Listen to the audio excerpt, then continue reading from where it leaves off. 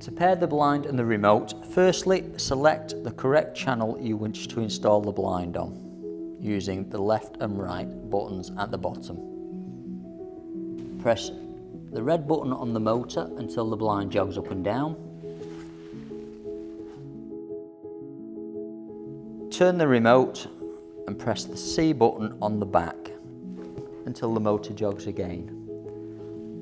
The blind is now paired with the remote control.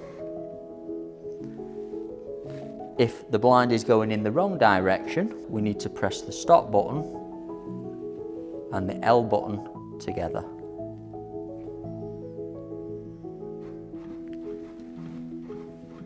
This will reverse the direction. When the blind is travelling in the right direction, we need to set the limits top and bottom. Turn the remote and press the L button on the back until the blind jogs.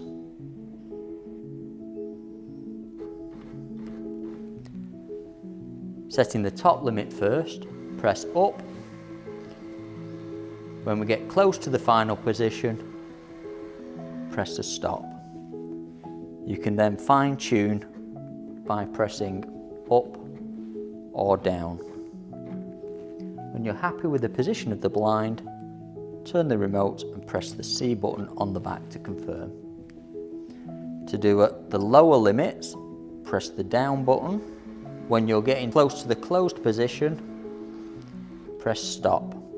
Again, you can fine tune with the up and down buttons. When you're happy with the position, press confirm. The top and lower limits are now set. You can also introduce a third position by taking the blind to the third position, pressing the stop, and by pressing the up and the L button together until the blind jogs.